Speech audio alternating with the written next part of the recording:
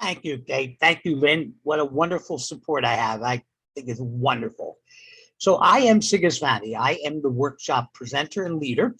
I don't intend to be the only person working here because I would like your input, questions, concerns that you all have.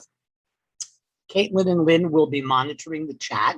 So I ask you if you would please put your questions in the chat, and either Caitlin or Lynn will interrupt me, but it's not really interrupting me because I want to be able to address all of the questions that you have. We are coming to you through the auspices of the Bullhorn, which is the student-run newspaper from the School District of Philadelphia. Caitlin and Lynn are major players in that, the executive officers, if you will. The Bullhorn would love if you could donate some money to them because they could use your support. Just Google the Bullhorn, School District of Philadelphia, find a way that you can support them. That would be absolutely wonderful, wonderful, wonderful. So what you see on the screen here is the site for the Common App. Today's plans are to go through the Common App step by step. This is going to be a slower process, but that's okay because there's a lot to unpack. That's one of those like cool words these days, like pivot, unpack. So there's a lot to go over with the Common Application. You're going to be surprised at some of the things that you see, which is, for example, that the Common App isn't all common. We'll get to those things in a minute. If any of you have a second device where you can open up your own Common App account and play with it along with me, because I'm going to be showing you my Common App. I have a fake Common App that I use to teach my students. So I'm going to go through my Common App. And if you have yours open as I explain mine, you can go along and enter some data into yours. If you don't have a Common App account, this is where you get it. It's commonapp.org. You sign in, or you go create account. Either one. If you don't have an account, you go create an account, which is here. And then this will give you the prompts. It's just like creating an account for anything else. It asks you for basic information about you. It asks you for your email, and it asks you for a password. Password is a little bit more complex. It has to be 12 to 30 characters, and it has to have an upper, a lower, a number, and a special symbol. So this is where you would go to start. Now, I've already started. So what I'm going to show you now in my Common App is this. Now, when you go on, this is going to be blank. This dashboard is going to be blank because you would not have put any schools on it yet. So there are 5 different, let me get my annotation. So financial aid resources, this one here, we're not going to do anything with tonight. I did a workshop on financial aid, so we're just going to leave that alone for now. Okay? Dashboard, this is what we're looking at here, gives you basic lists of the colleges that are on your Common App. And you can click on each one of them to get more information. The My Colleges tab presents you with each questions, the questions that each college has separate from the main menu. This Common App is the actual main menu, and this is where you put colleges on your Common App.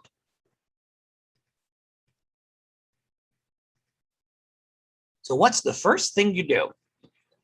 Well, the first thing you do, I hope, is you've made a list and you go to college search and you put the colleges to which you want to apply into your Common App. So let's go with, okay, I want to apply to Arcadia University, Arcadia. And look, there it is. So I hit the plus sign and Arcadia is now added to my list. So if I go back to dashboard, there it is. There's Arcadia. You put all of the colleges to which you are going to apply. But Cigus, I don't know if I'm actually going to apply to all of these. Not to worry. The Common App is infinitely malleable. You can put things on, take things off. You could put them back in, take them back out. The Common App allows you enormous flexibility. When you actually apply to college, you don't apply to all the schools at once. You apply one school at a time. So after I did my application to Arcadia, I could go back in and change whatever I wanted before I applied to Temple. Pretty cool. It used to be, back when, that the only thing you could change was the essay. Right, let me write 9 different essays, right? No. Okay. The Common App has been around since 1975.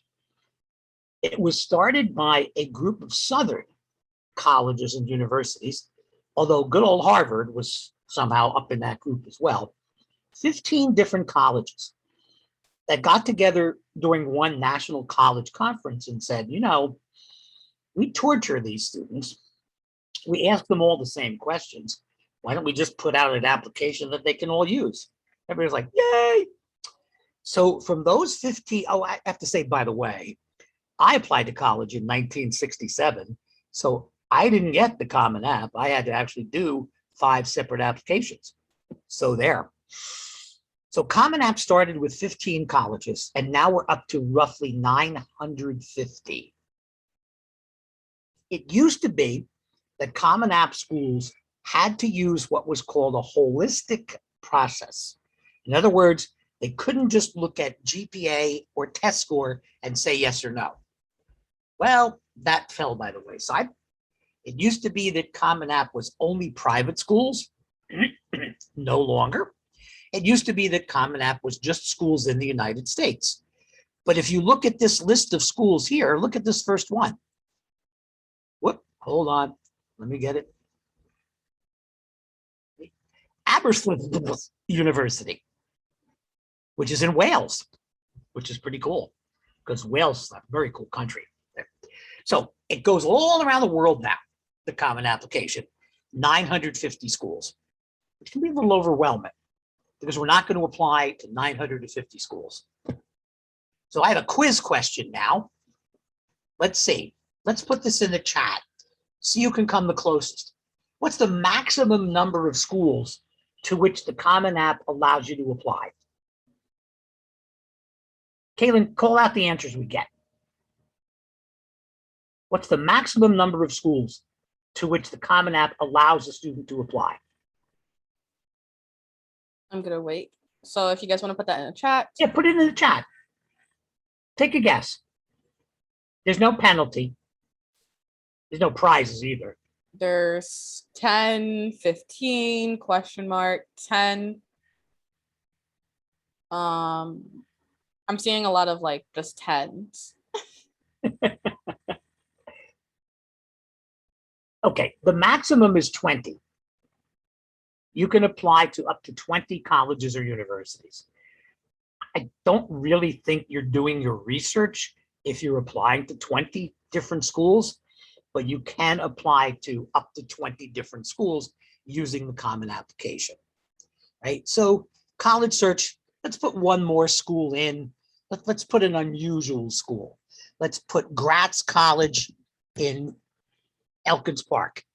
Let's put, oh, what is it? Wait, no college is found. Oh no. This is one of the colleges that's not on the Common Application. There's a few of those. Rutgers. Everyone knows Rutgers. Rutgers has 3 different campuses in New Jersey. Not on the Common App.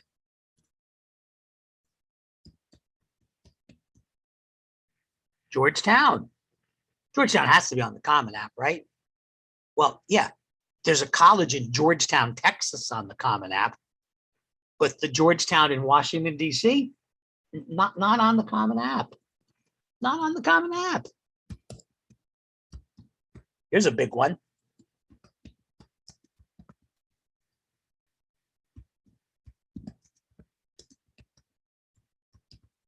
MIT, not on the Common App.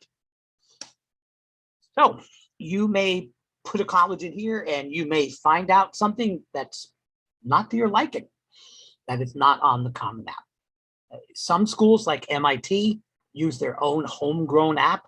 Same with Georgetown. Some schools are part of different common applications. So Rutgers is part of the coalition application. The schools in Texas all use an application called Apply Texas. The University of California system, the UCs, Berkeley, UCLA, San Diego, they have their own common app system. And the State University of New York, 43 different public schools, they also have their own common app. Okay? But this is the first thing that we do. We put the colleges on. So now my dashboard looks like this.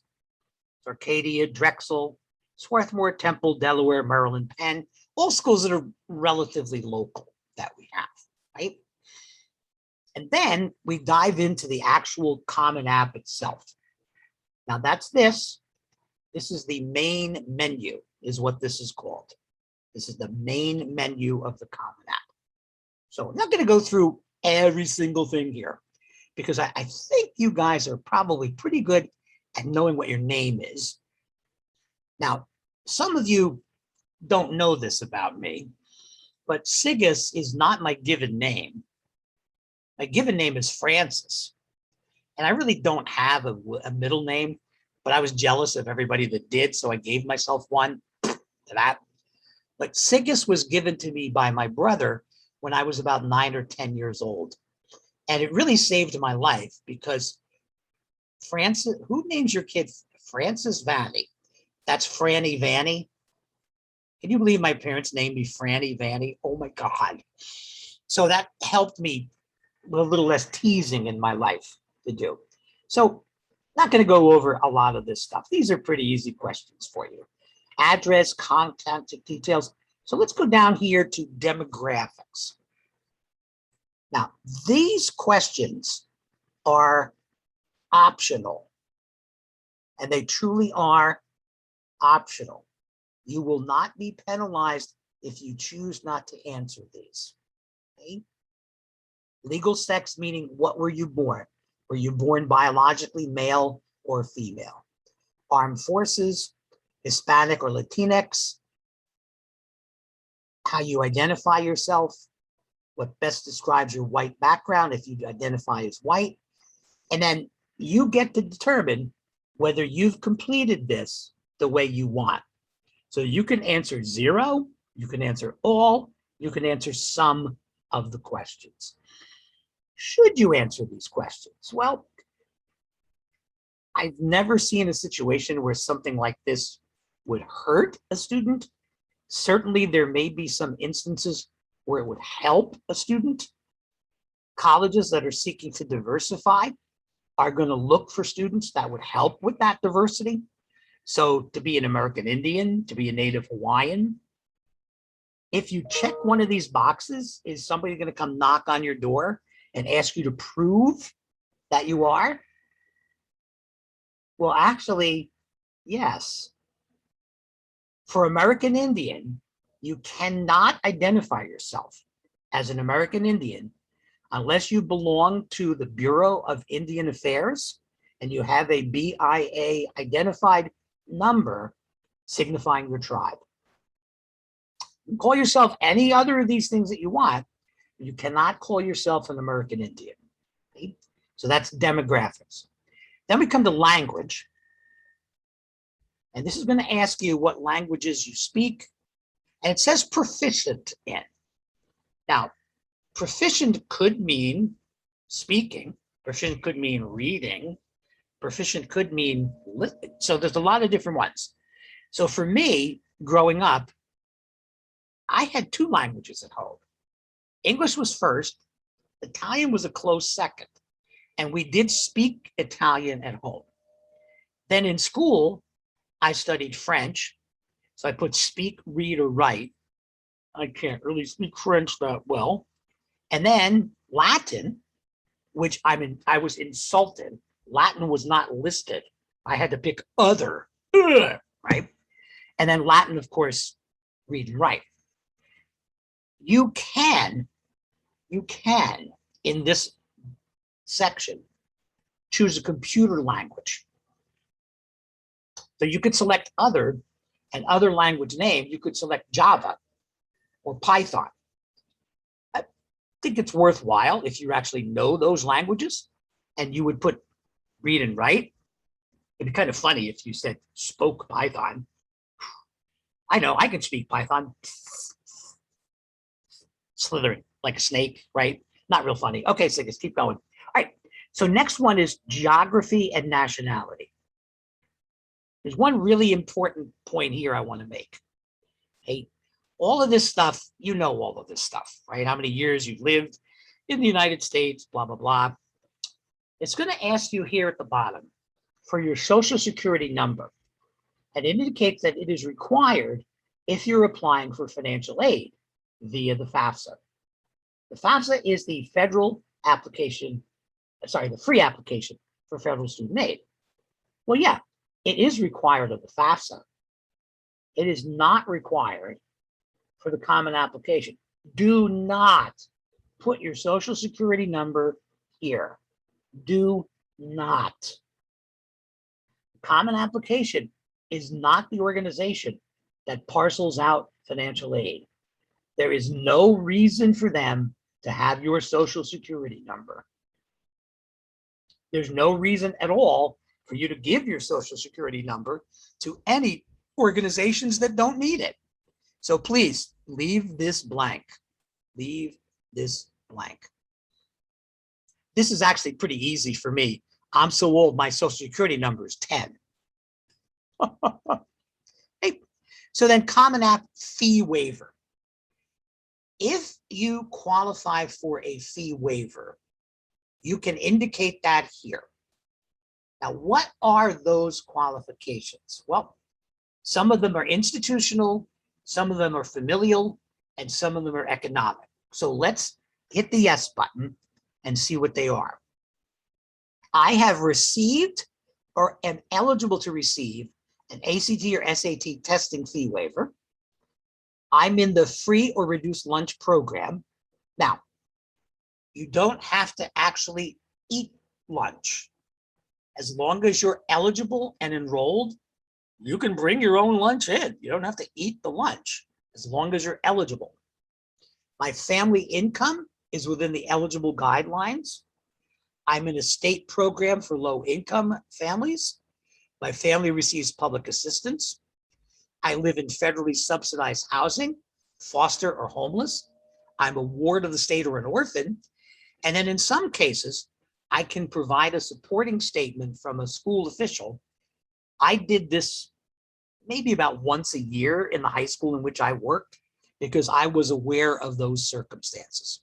Okay, and this is very simple, very simple. You just sign, in other words, you type in your name, and you would be eligible for a fee waiver.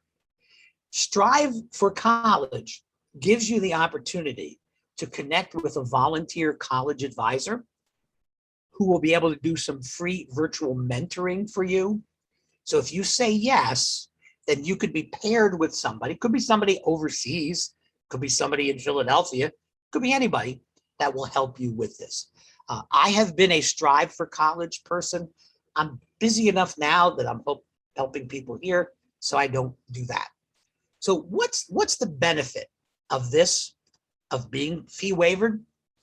Well, when you apply to each college, when you finish the application and you hit the submit button, it asks you to review the application, but then instead of sending it, it brings you to the page where you pay the fee. And some of these fees are pretty steep. Stanford is $90 to apply to Stanford. Stanford rejects, what, 19 out of 20 people? And they charge $90 for that privilege.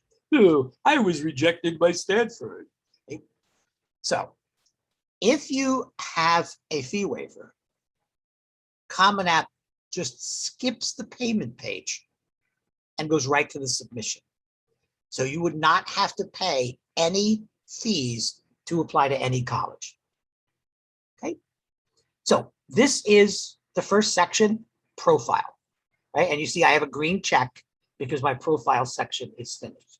Okay, the family section is about your parent, your parents, your guardian, your guardians, and you, right? There's a very odd question, if you can see it here. Do you have any children? Doesn't mean your parents, that means you. Do you have any children? Why do they ask this?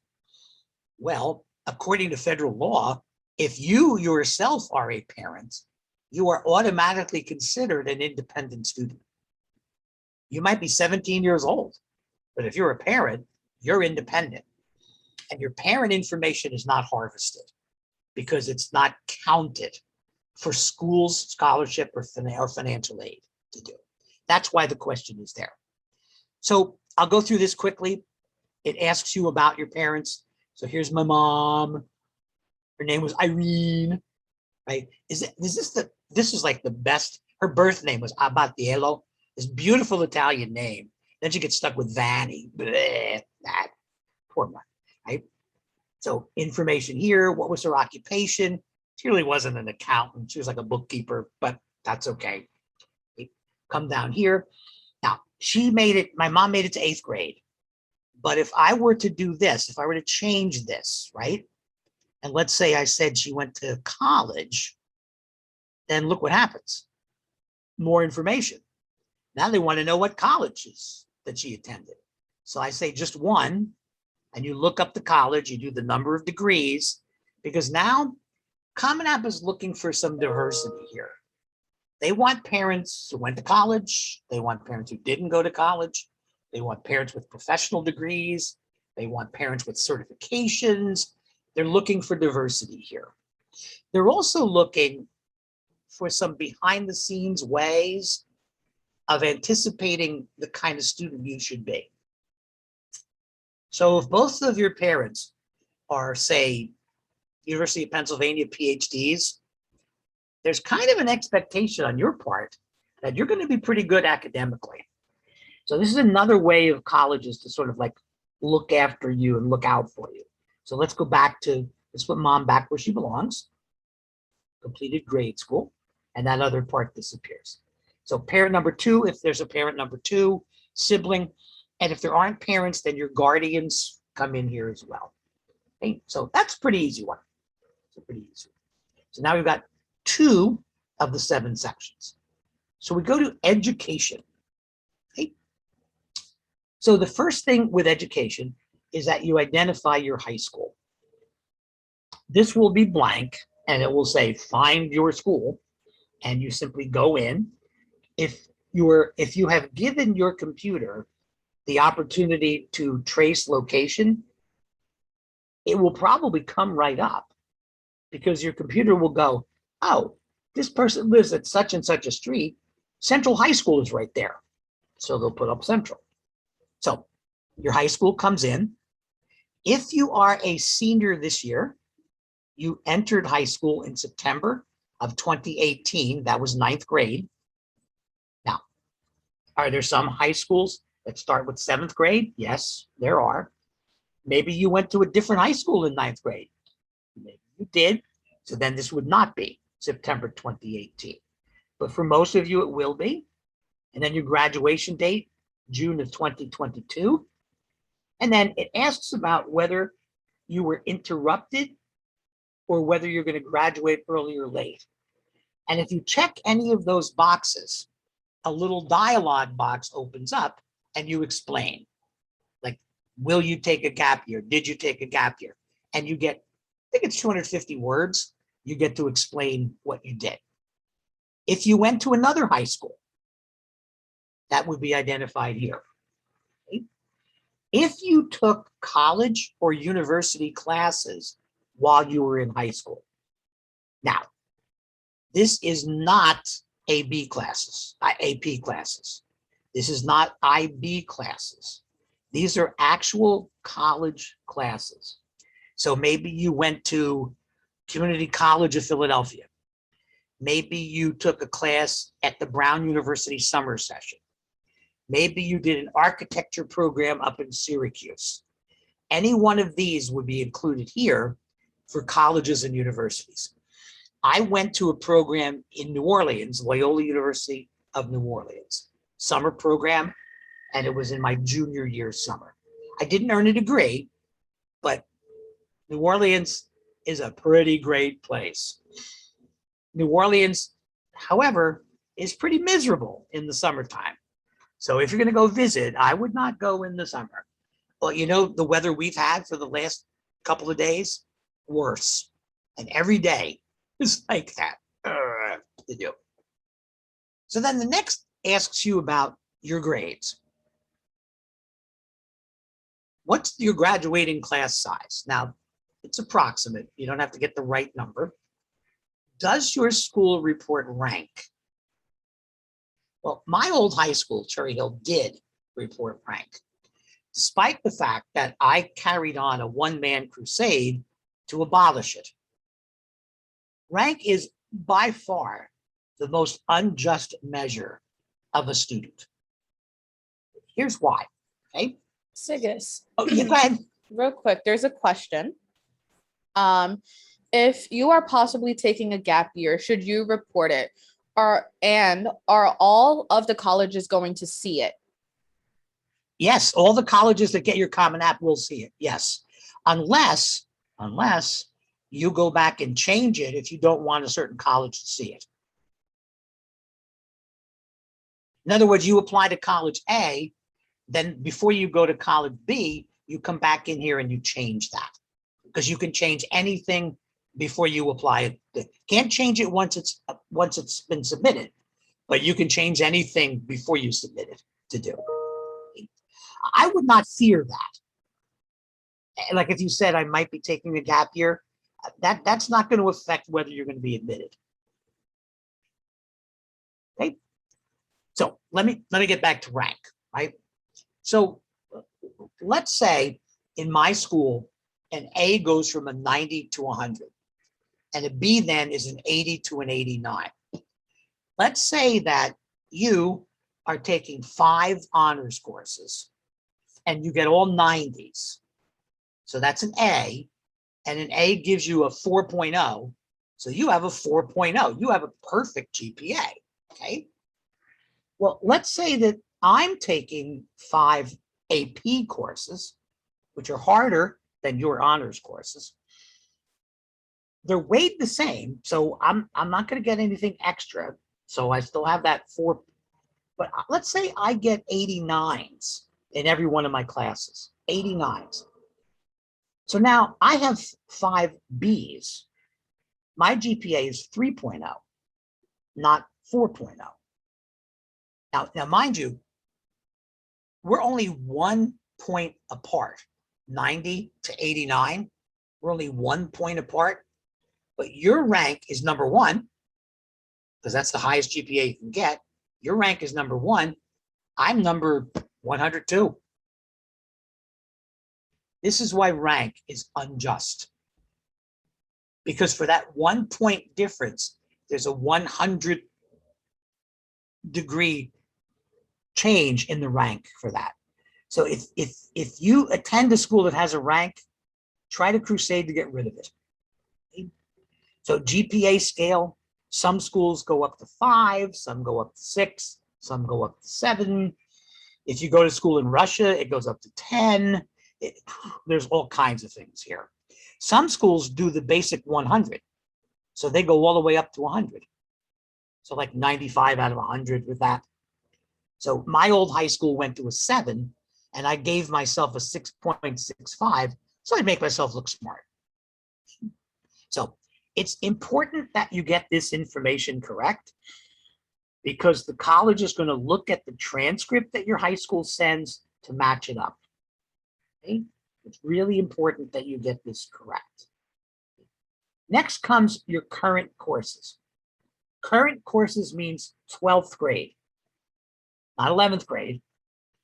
I've had students that have listed their current courses because they're not quite in 12th grade yet, but they want 12th grade courses. And they want all of your classes, even the ones that are not going to count toward college, like health or phys ed. So this is pretty easy.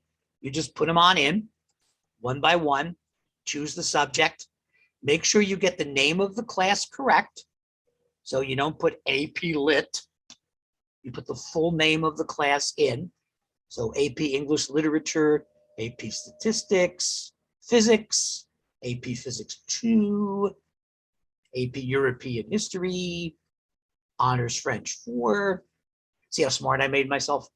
AP Music Theory, Aid in Guidance Office. My high school had a community service opportunity. You could do 1 period a week as an aide for an office. So this was great. There's no level for that. And then in New Jersey public schools, I'm sure you'll love this, you have to take phys ed and health all 4 years. So my students were stuck with that all 4 years. Right? So you want to be sure the academic classes go in first, your academic electives go in second, your other electives go in third, and then the state required classes, health and gym, they go in last for that. Again, make sure you get all of them. You get all of them. Okay? Then we come to honors. Okay, what are honors? Well, these are academic achievements. Academic achievements. So if you are the most valuable player of your soccer team, you report that under activities, doesn't go under honors. These are academic achievements. So what could go here?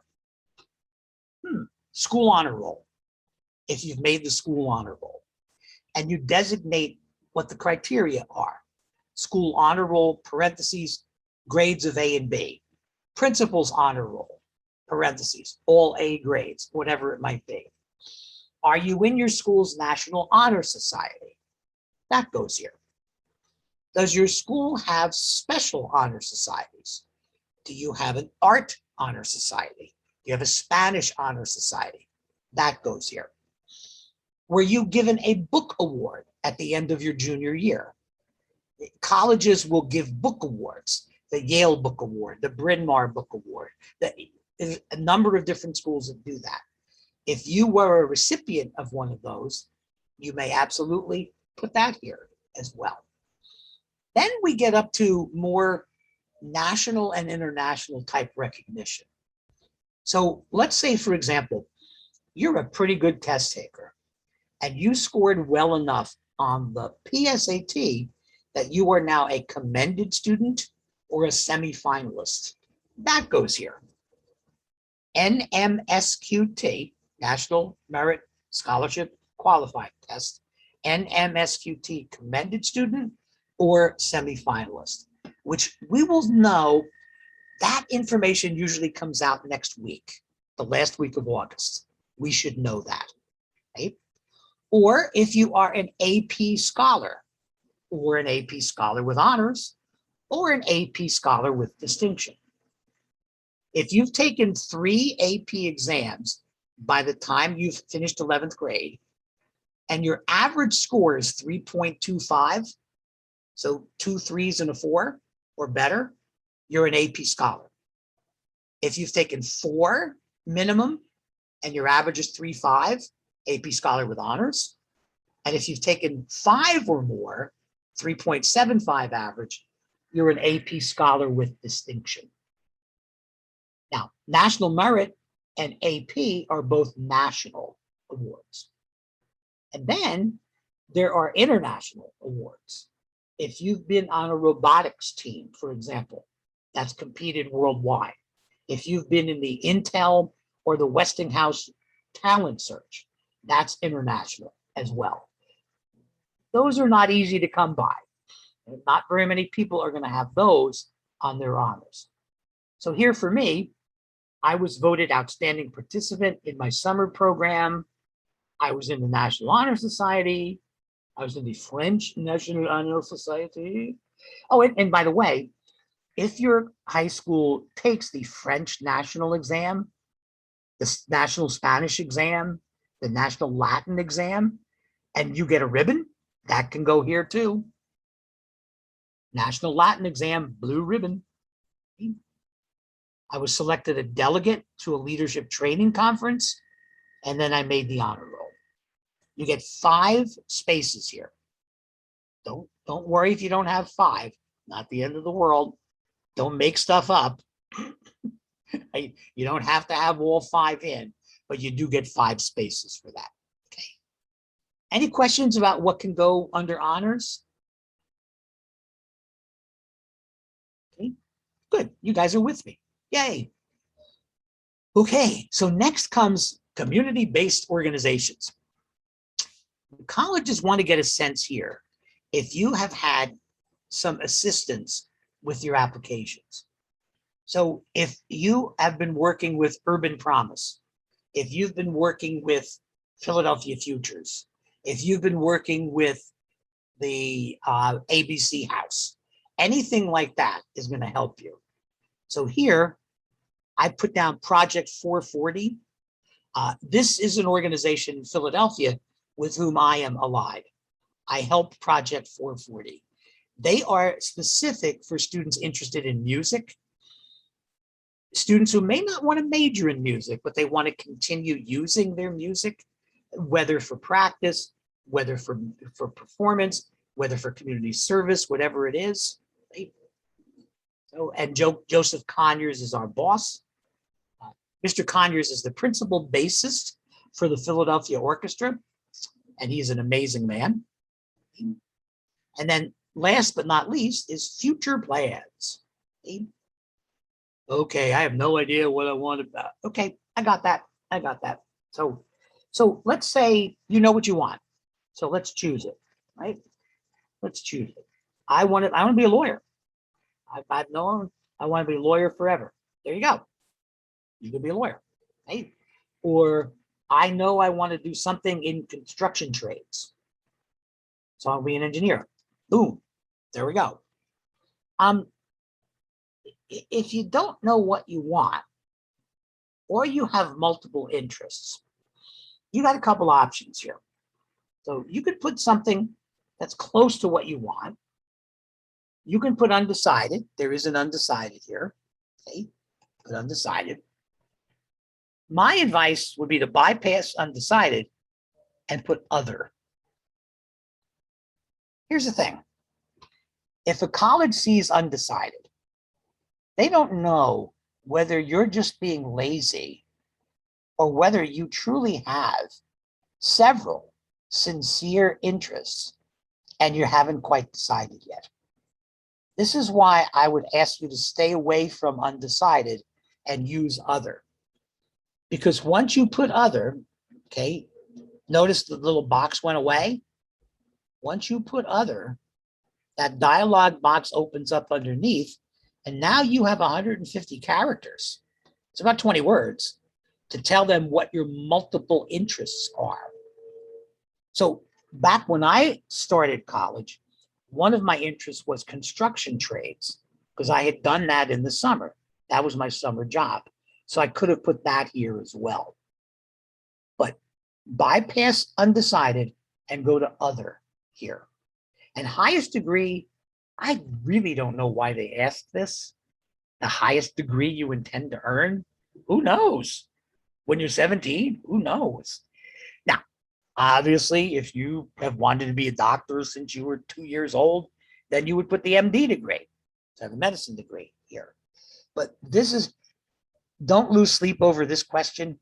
This is just for informational purposes. Okay, so we're doing pretty well. We've got 3 sections down of the main menu. Right? So let's move on to testing. Okay. Now I want to point out one major hyphenated word, and that's this: self-report. You are not obligated to enter anything in this section. Anything.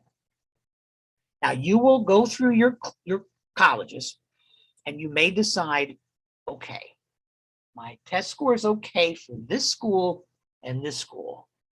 And I want to show them, because then they'll think I'm doing well, but not real great for this school. So what do I do? Well, remember what I said about the Common App being changeable.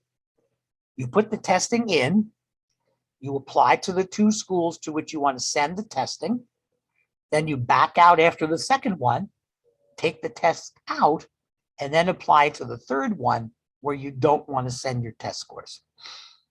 Okay? You can also put nothing in here at all, nothing, and then send the test scores directly from SAT, College Board, or from the ACT. Now that costs money.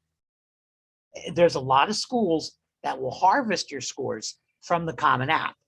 Doesn't cost you anything. The SAT is $12 to send the score report. The ACT is $13. That's 2 Wawa hoagies. Let's put this into perspective. So if you didn't have to spend that money, don't. I mean, you don't really want to give the College Board any more money than they already get. So use this, use it wisely, and take them out when you choose. So I decided here that I would report my SAT, and this is the weirdest thing, the AP subject tests. No one calls them that except the Common App. Basically, they mean AP. So there's all kinds of these. You can report IB, you can report, there's a number of different ones that you can report here. Okay? So international applicants, we're not international. So we continue. And then here, number of past SAT scores you wish to report. Again, you wish to report. You are not obligated to report. You do not have to report all of your scores. And please, please, please do not be bullied by colleges. Some schools will tell you that they expect you to report all of your test scores. Well, sorry. To whom do the test scores belong? They belong to you. The college gets what you want to give them, not what, no, nope. Maybe you took the SAT and you weren't really prepared and you didn't get a great score the first time. They don't need to know that. If you look at their websites, what does it tell you? We will judge you based on your highest reading score and your highest math score. Okay, then why do you need any other ones? Well, I know the answer to that, and without being cynical, the answer to that is so we can have a reason to deny you if we need it. I mean, many of these super selected schools have a hard time choosing.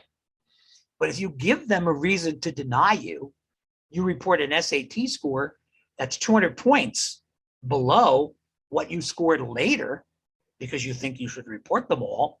No, you're under no obligation to report them all. You choose what you want to choose. So have I taken the SAT essay? Well, you can't take the SAT essay. It was retired in June. It disappeared. You can't write the SAT essay. And there's really no reason why you should have anyway, because there were only 6 schools in the US and 2 schools in Canada that actually required it. And it would have been quite a coincidence if you had chosen one of them. Now, the ACT did not retire its essay. It's still there. So you can still write the ACT essay. Please don't. Please don't. The only schools that require it are the United States Military Academy, West Point, the University of Toronto, the University of British Columbia, and 5 really obscure small colleges that I doubt anyone would apply to from here. So please save your money. Please save your money. Don't give these people any more money than they get. Okay? So I reported 2 test scores from March and from December. Of course, I made myself really smart. When I would do this with my students at Cherry Hill, I would give them my username and my password so they could go in and look at what a common application is when it's filled out and they would change everything. They would give me like a 200 on the SAT, and they would be like, we made you really stupid. I'm like, thanks, right? So, right? And then I have my AP scores here. Okay. So AP, I took one in junior year here, English language. I took this one, English and US history. Okay. And now I'm going to report all the APs that I'm going to take this year in senior year. Okay, so look, subject, English Lit, no score, date planned, May 2022. Okay, so any AP courses for which you're signed up, report that you will take the AP exam. Okay, do I see a question here? But Cigus, suppose I don't take the exam. Am I going to be arrested and go to college jail? No. Number one, colleges know that students are not required to take AP exams. High schools might make them take AP, where they take away the AP points, but you don't have to take it. You also don't have to take an AP course to take an AP exam. I had students back at Cherry Hill that would take an exam in, say, Italian, because they spoke Italian at home, never studied the language, or take it in Hebrew because the family is Israeli, and no problem. If you're in the International Baccalaureate, the IB, you are required to take the exams, or you don't get IB at all. You get no IB credit, and much less grade. You're getting credit for the classes to do. But so here's the question: should I really report these? I don't even know if I'm going to take them, right? Well, okay. Number one, colleges know that you don't have to take them. Number two, when are you taking these exams? May of your senior year. What has already happened the month before? You've been accepted to college. When do your AP scores actually come out? The beginning of July. You're safe. If you don't take the exams, not a problem. If you take the exams, you don't do well, also not a problem, because you've been accepted at the college. You're not going to get a letter telling that you can't come because you only got a 3. No. The only thing that would happen is maybe you'd lose a little bit of pride and you wouldn't get credit for those classes, but it's not going to affect your admittance at all. You're already in. So please put any AP or IB classes, exams that you're going to take. Okay. Now we go to the most difficult part, which is activities. It's not difficult because you don't know what to put in. You clearly know what your activities are. It's difficult because Common App really doesn't give you a lot of space and a lot of meaningful space by which you can complete these. Okay? First of all, you get 10 slots. You could put in up to 10 activities. Must you find 10 activities? No. No. You put in as many that are meaningful to you. Number two, they go in as in priority order. Priority order. So you are voting.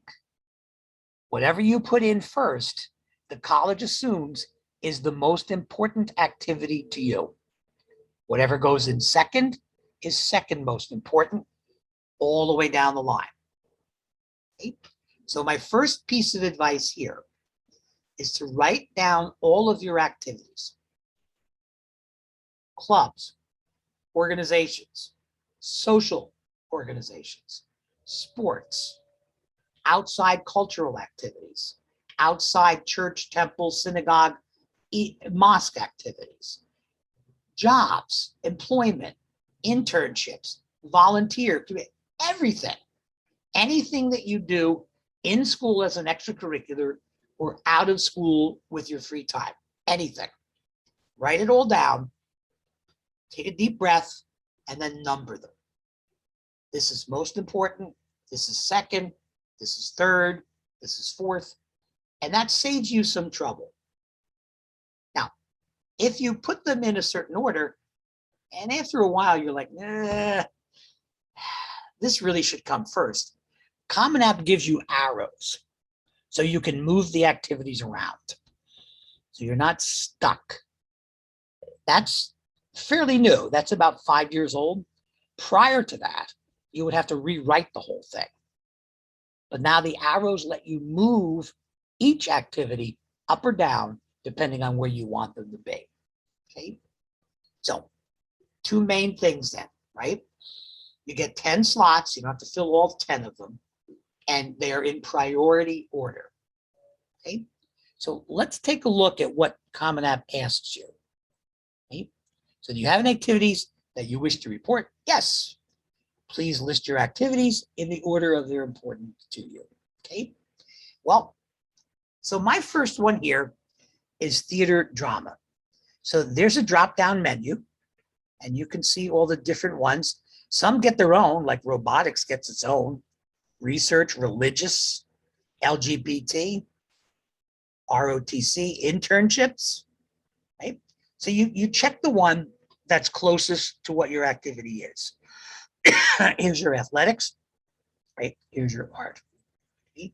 So mine happens to be theater drama. So position, leadership, okay? Well, the theater group that I was in was one of those everybody does everything deals. So I did lighting, I did electricity, I acted, I did all kinds of different things. So this is how I decided to put that. Organization name, Batdorf High School Players. Now, why they only give you 50 characters, that's about 7 words. And they give you 100 characters for this, should be the other way around, right? But here's what really kills you. You get only 150 characters to describe your activity, including what you accomplished and any recognition you received. Oh my God. 20, 25 words? Are you kidding me? So here's some rules, okay?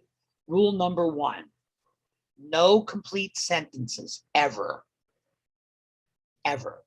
I was the no, not I was the captain in 12th grade, captain, comma, 12. No complete sentences. Rule number 2, abbreviate where possible and where understandable. So, for example, management is MGMT. Everybody knows that. Okay? You can't put abbreviations for things that people wouldn't know. Certain activities, FBLA. Everybody knows that. Everybody knows that. DECA. Everybody knows DECA. Everybody knows NHS. But if it's an unusual activity, you know, LGNRXQ, you have to explain that. Okay? And number 3, the semicolon is your best friend. So if you look at this, participated in 9 different shows from musicals to drama to one acts, semicolon, served as head set designer, head electrician, and costume designer. Now, there's a very odd parentheses after this. It says CAI. Does that mean you call Allen Iverson and you ask him about your activities? No. Allen Iverson's like the coolest guy ever. I would love to call him and tell him about that. Totally fearless. I mean, Allen Iverson was small as compared to most basketball players, and he would throw himself right at these 7-foot guys. God bless him to do. So AI stands for additional information. And that is a section that comes later in the Common App that gives you the opportunity. Let me just go there for a minute. Okay, that's under writing. Here's additional information. So if there's something that you can't fit, if there's something that needs further explanation, or if there's something a little bit more personal that you haven't had a chance to explain, it goes here. My theater roles also include, and then I would give whatever they were. But look at this, 650 words,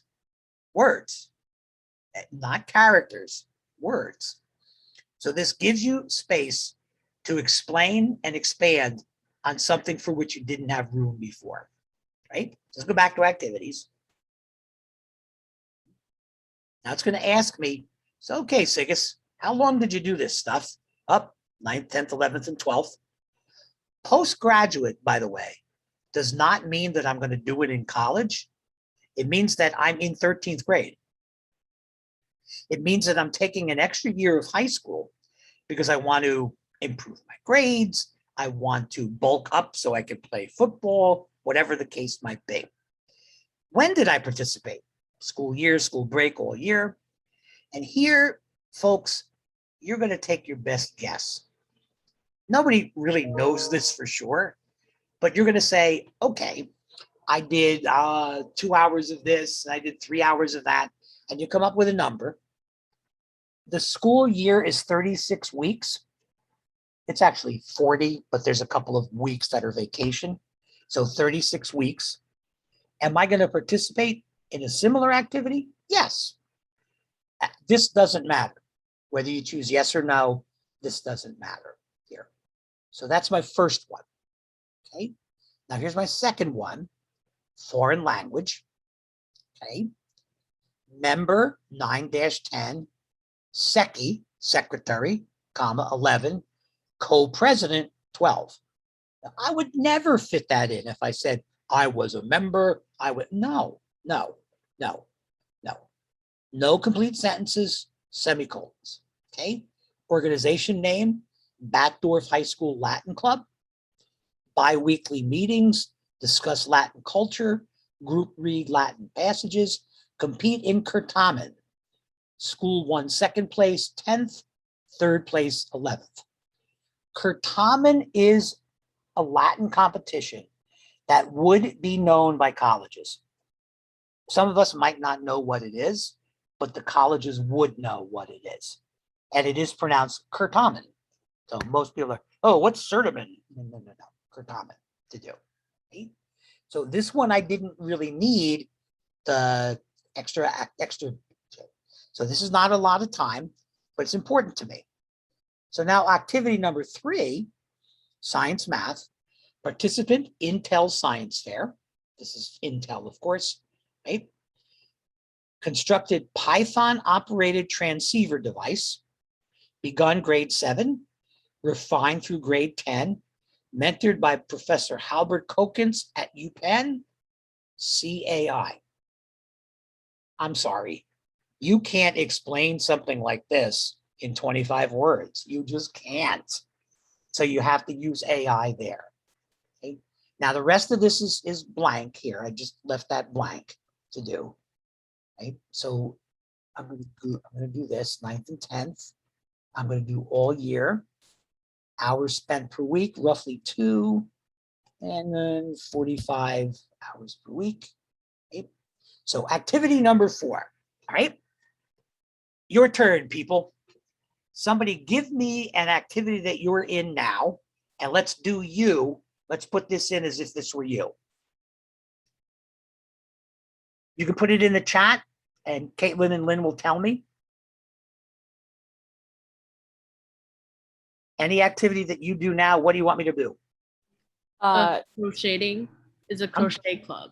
Crochet club. So I was gonna say, Kara, do you want to unmute and kind of take this on? Because yeah. So pretty much, it just started like my junior year of high school. We had the art teacher decided to start a crochet club, so we all learned how to crochet, and I've been crocheting ever since. It's pretty fun. That's like the coolest thing ever. Yeah, it's so cool. I think I'm going to call that other. Okay. So position would be, so Kara, you're a member, correct? Yes. Okay. Member, comma, and I'm gonna make you member, comma, 11, and I'm gonna make you chief purler. 12th. Okay. Knit, purl, knit, purl. Okay, so organization name would be, what's your high school, Car? Lankanaw. Lankanaw High School Crochet Club. Okay. All right. Okay. Founded by art teacher. Do you meet weekly? Yep, Okay. every Thursday. Weekly sessions to prepare and create crochet projects. Give me an example. We crocheted some jellyfish.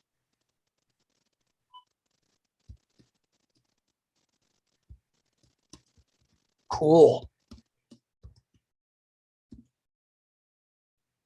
Okay. Right. So, and then you could put something else. Now, here's another thing that you can do. People who read these read 40, sometimes 50 a day. If you can make them smile, if you make them laugh, they'll love you. So you can inject some humor into this. So for example,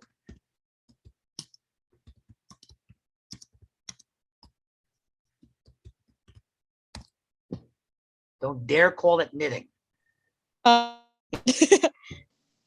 So you can do something like that, and you have the room to do it. And watch, look how little room you do have. Then you run out already. Right? So you don't have a lot of room with this. Don't dare call it knitting. You do, right? If you do sports, but you're not particularly great at sports, you can put no threat to U.S. Olympic team or something like that to do. Right? Cigus, there's also a question. Sure. Someone said, if I did an internship this summer, end of 11th and beginning of 12th, what would I check? Both 11th and 12th. End of 11th and beginning of 12th. So I guess both 11th. Yeah, I would check both. Yeah, I would certainly check both to do.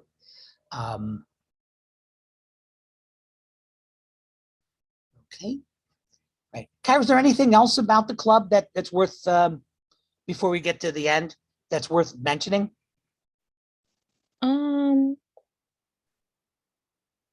I don't think so, unless you count making a bunch of flowers. And now I got commissioned to make a hat for somebody, so that's cool.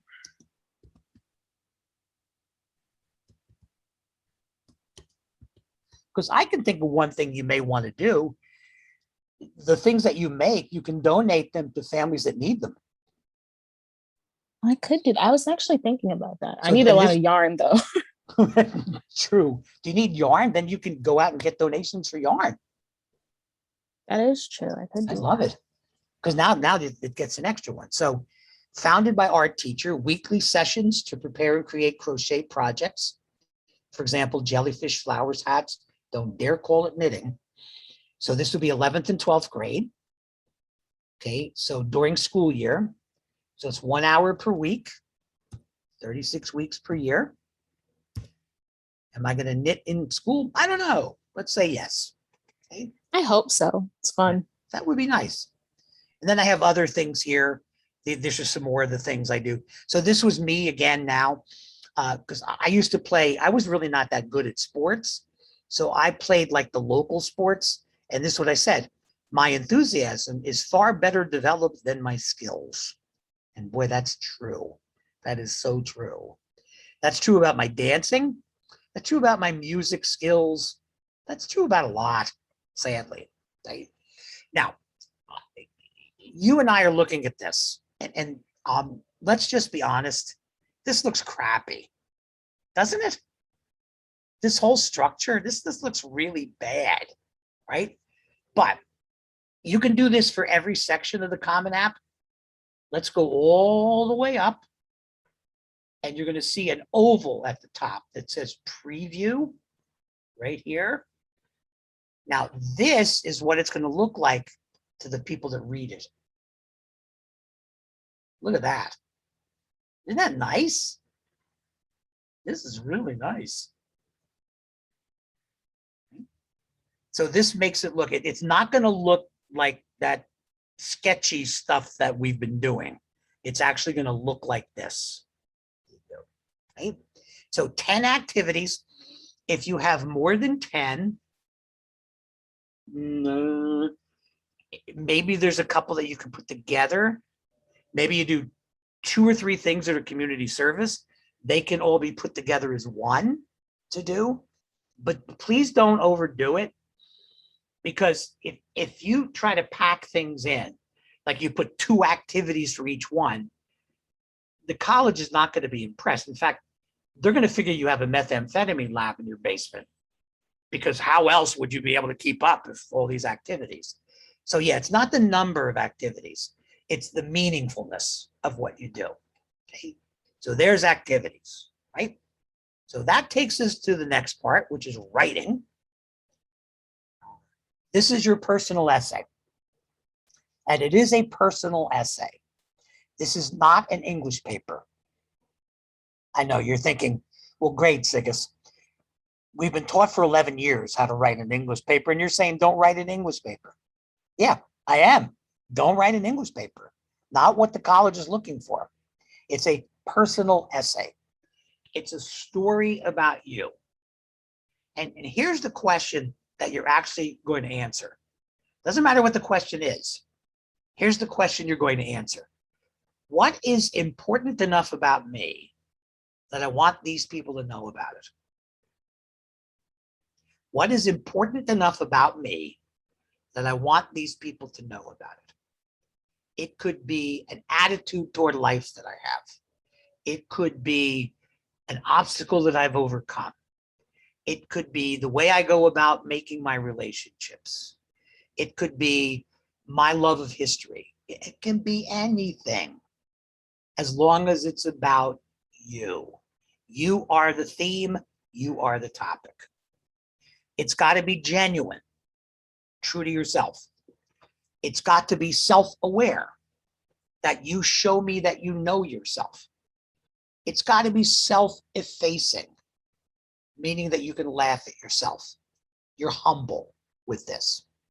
It's got to show me insight, that you've learned from what you've done, that you've been able to put things together and grow from that learning. And it shows perspective, that you can take different ways of looking at things. That's what this essay is about. If you're applying to a school outside the United States, this they don't want.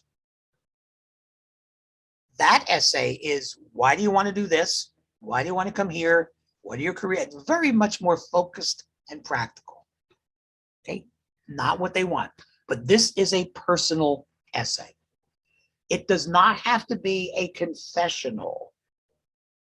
It does not have to be you saying, oh, well, I was like really bad and now look, I'm good. Or no, it's not a sob story. We're not looking for sympathy. We're looking for empathy, that your reader can identify with you. So maybe you write it about being scared. Who hasn't been scared in their life? Or maybe you write it about building your confidence, about turning away a bully. Who hasn't had those kinds of experiences to do? Okay. Well, my experience, I actually wrote an essay for this, and my essay was about how I ran over the family dog and squashed him to death. And you're thinking, who writes an essay like that? But if at some point you want to read the essay, I'll be glad to show it to you. It actually was just as much about my wife as it was about the dog. So you'll see. So you can see that the topics are pretty wide for that. Okay? So then 2 more sections on this. Okay? You are given 250 words optionally to write about the impact of COVID in your life, your family, or your community. You should only use this space if it is something significant and meaningful. Your college does not want an essay that says, COVID sucks. We know that. But if you've had a health scare, if your father or mother have lost their job, if you've had to take care of your sick, if there's something significant like that, colleges would want to know how that affects your health and well-being, maybe even your safety. And you have 250 words that you can use to do that. But again, let me emphasize, please don't unless you have something meaningful. And then there's that additional information section, and you could use that as you please. Okay, so we're almost finished with the main menu. There's one more section called courses and grades. About 50 of the 950 schools require this. And basically what it is you getting your high school transcript and listing all of your courses and grades from 9th grade forward so that you can share it with the college ahead of your high school giving your official transcript. So you see here that University of Maryland wants this. Well, Maryland gets 80, 90,000 applications a year. So if they have your grades ahead of time, they can start working on those applications and be able to keep up with them. They know you're not going to lie. I mean, you will have to produce an official transcript if you get accepted and you enroll. So they'll know. They'll be like, excuse me, what did you put here? And you're like, oh, calculus? Wait, I meant cooking. No. So they know you're not going to lie for this. So this courses and grades will ask you to do 9th, 10th, 11th, and 12th. 12th is easy because you won't have any grades in 12th grade. So you just answer one question. Easy, right? Do you have any 12th grade courses that have been issued grades? No, so you don't have to do that. But there's this odd one here called other courses. Like, what's this, right? Well, these are middle school classes, any high school courses that you took in middle school, anything after 12th grade, that won't be the case, or any summer classes. Okay, so let's go to mine. Right? Edit other courses. So here, I took Algebra 1 and Spanish 1 in 8th grade. So I made sure that they knew that I was taking those. Now, why is this important? Well, because they're high school classes and you get credit for those. Some schools, I know my old high school, Cherry Hill, they actually put those courses on a separate section of the high school transcript because they were high school classes. Most of your schools will not do that, but it's important for you to put them on so that the college knows that you've taken it. So it asks for your school year. It asks for the grading scale. How did you take it yearly, semester, etc. Each class is 1 credit. The grades, I made this up, of course. I probably would never have gotten an A in Spanish. Oh my God, no way. Right? And now, if I had taken a middle school course in 7th grade, I would put that here. That would be a different school year to do. Cigus, Yeah. real quick, another question. Yeah. Someone said, what if the CA says none of your schools require courses and grades? Can you still submit them somehow on your own? Actually, you just jump up and down and be happy because that's less of what you have to do. So the answer is no, you don't submit them on your own.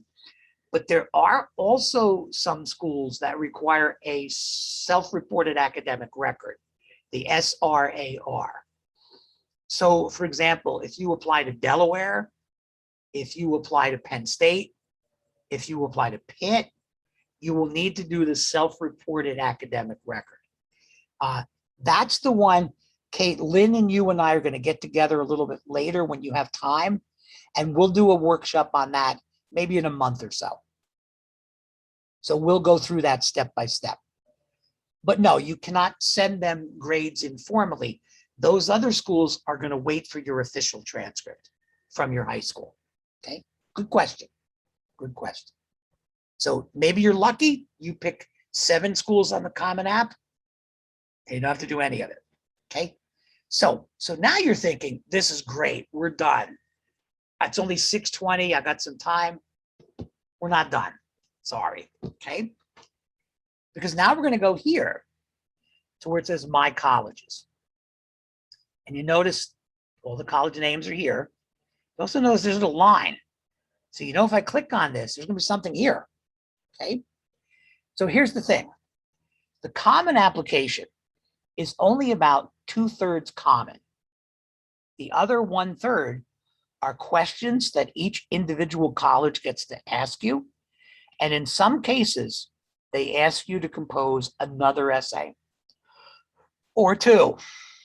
Okay, so let me give you an example of that. Here's Arcadia. Okay, and Arcadia has its own questions. And these are questions directly asked by Arcadia. So do I want to go full-time? Yes. I want to start in the fall. I want to go rolling admissions. I want to live in a dorm. Do I plan to submit standardized tests? Yeah, I did pretty well. Am I going to apply for financial aid? Yes. Will this affect my application? No, it will not. It will not. I'm not going to do a portfolio. They would reject me for sure. Okay. Then academics. Okay, what programs do I want? There's all these choices. Okay. So I want a 4-year degree. I want to major in psychology. Yeah. Pre-professional programs. Let's see. Nope. Special admission programs. Let's see. 2nd-year study abroad. By the way, if you don't know about Arcadia's study abroad program, they've been doing for 60 years programs to the United Kingdom, Ireland, Great Britain, Scotland. They do a fabulous program. So even if you attend another college or a university, you can go through their program. They do a terrific program. Been doing it forever to do. So activities, what is this? Okay. Yes, I did. CBO, Project 440. Oops. 40. Upload an optional essay to provide. No, I'm not going to do that. I don't have an online presence. I'm not on the Facebook or the Instagram or any of that. Okay, contacts. Have I applied previously? Nope. How did I learn about Arcadia? My counselor told me about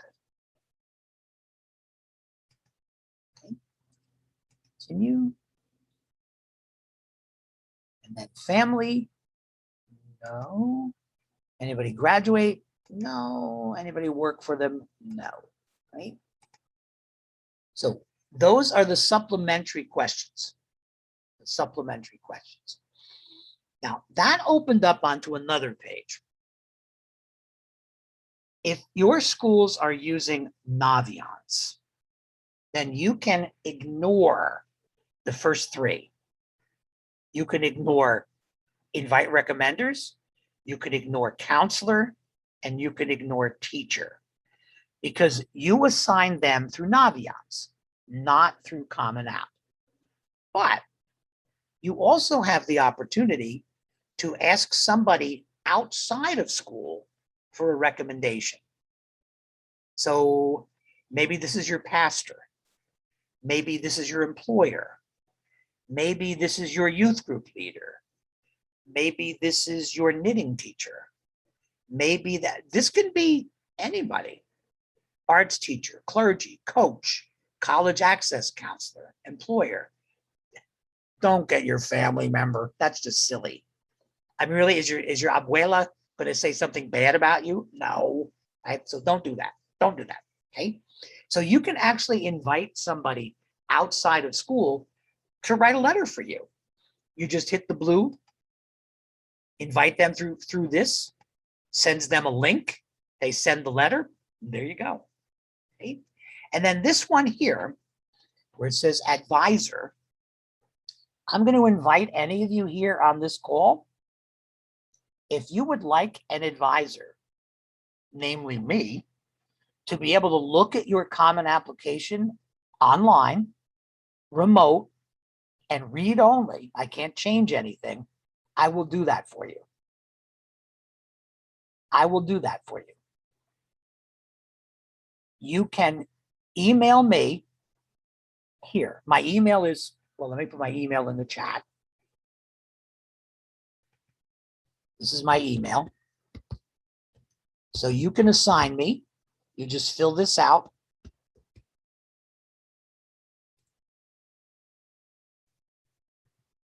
You click invite advisor. So you would click this here. This is me. My title is Mr.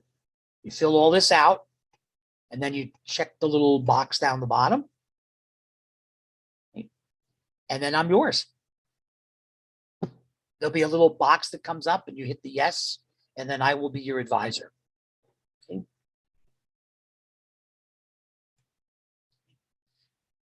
Okay. And that's legit, guys. I will do this for you.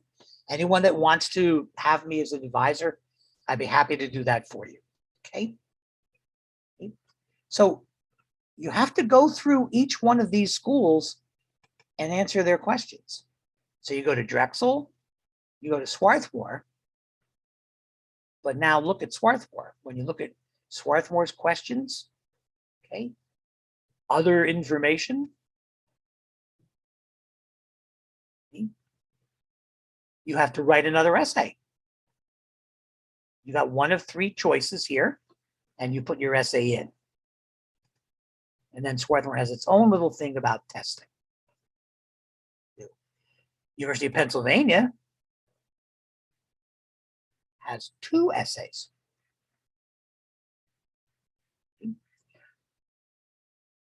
How will you explore your academic and intellectual interests? And what will you do outside Penn to contribute to the community?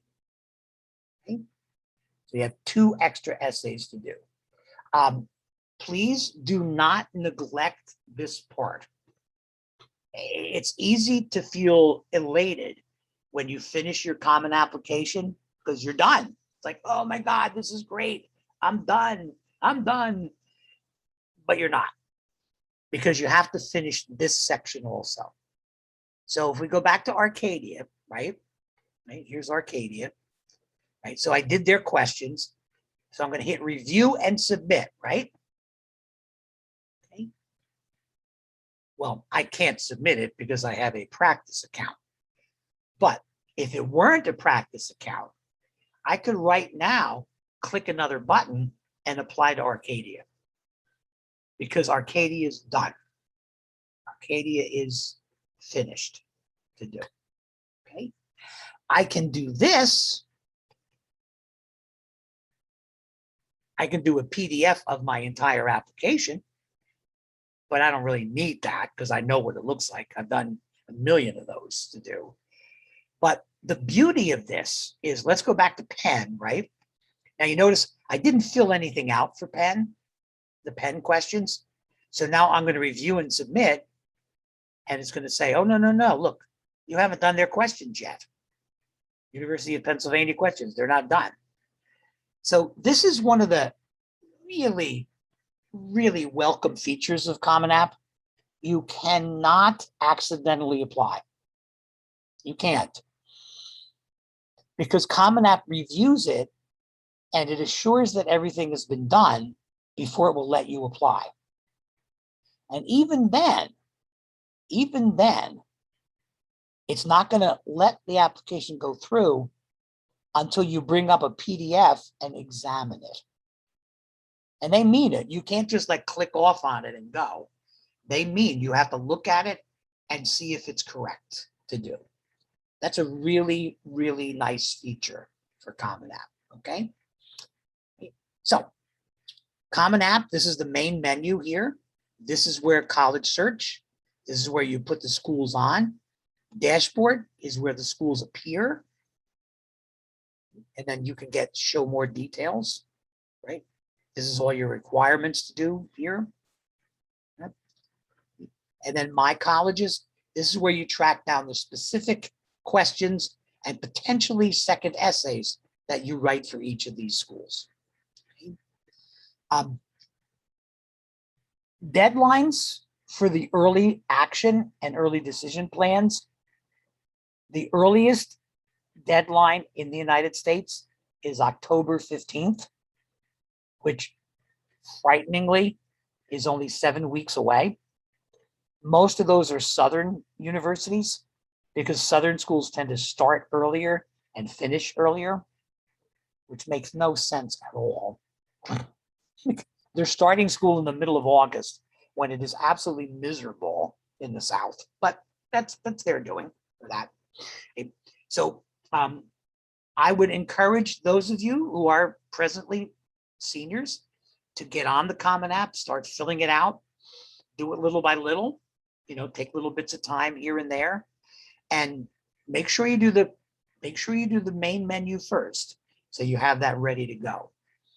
And then depending on your deadlines, like Arcadia's early action, Drexel's early action, Temple is early action, Delaware is early action, Maryland is early action. So those are the ones that you target first. Okay? If you happen to apply to the University of Pittsburgh, Pitt is what's called rolling admissions. I'm sorry, Arcadia is also, rolling admissions. Those are the ones you do absolutely first. Because rolling admissions means they read them as they come in. They don't wait.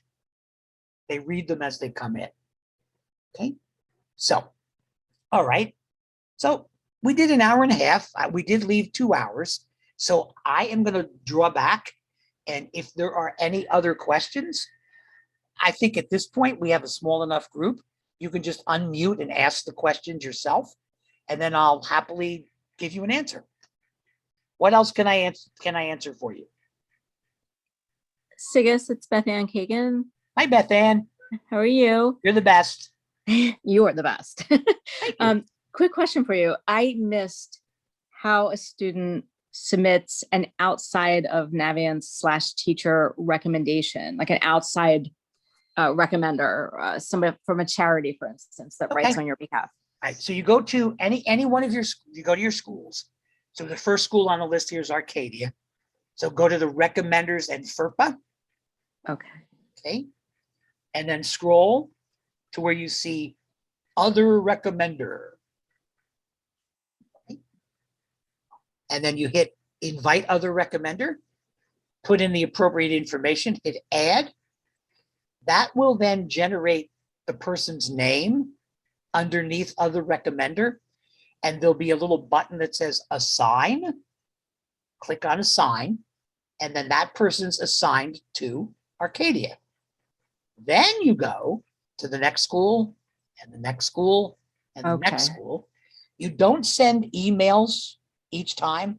You only send one email. One email. Because once you send that one email, then the next school you go to, the person's name will already be there. But you do have to hit the assign button.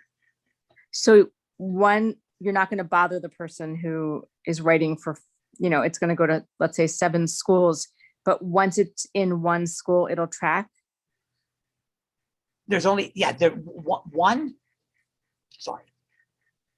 email goes, and then that letter would be sent to whatever schools you determine to which you've assigned the person on Common App. Got it. Yep. Thank you. Okay. Thank you. It's a pretty cool system. Yeah, not bad. Cigus, this is Lynn. I just want to ask a question about how when they were talking about extracurriculars and all those activities, they did say that if you want to submit a resume, does it hurt you? Does it like affect the other things that you write for the stuff? Because it's kind of like, oh, you get to pick 10, but then the resume, you can kind of go wild with it and kind of like put stuff on it. Does it help you or like, yeah? That's exactly the point, Lynn. Okay. As long as your resume isn't 5 pages long, Okay. right? And then they're like, okay, this person has 5 methamphetamine labs in their basement. Don't do that. But the resume will add. The issue is not all schools allow that. Some schools do. Like you have to look. You have to look and see. So for example, here's Penn. So we go to Penn and we go to the Penn questions. Does Penn let us do a resume? Let's see. Other information. Residents, LBGTQ, no. So I don't know if Penn is going to have us do that, but you would look, and this is where you would see it. You would see it somewhere in this questions area, whether Okay. you can actually put a resume up. Okay. And it goes school by school then. So if there's no place to upload the resume, you can't. Okay, so it just depends on whatever the school is, if they accept it or not. Depends on the school. That's correct. Right. Right. It won't hurt you, again, unless you go overboard. It absolutely won't hurt you. And you already cited one of the main advantages is that you can put what you want. You're not stuck with that limit the way Common App does it. Cigus, it's Beth Ann again. Sure. So I just made my own little, Common App account. I am seeing where, in terms of being a legacy, so it asks if your parent or guardian went to that school. What if a grandparent went to a school? How do you put that in? Additional information. Okay. I had a student once, a couple of years ago, that was applying to Boston College, and 15 members of her family, going back to great grandparents, had gone to Boston College. So we put this nice chart in place and she sent it. And of course, took it out as soon as she applied to BC. She took it out and then made sure that it didn't go to any other school. Gotcha. Yep. Yeah, the additional information section could be a really good friend.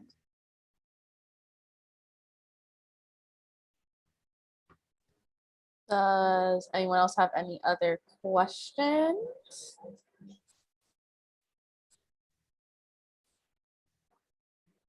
If you want me to help and become an advisor to your Common App, just assign me where I showed you, cigus@cigus.net. I'll help you if I can. We'll do that. So if no one has any other questions, I think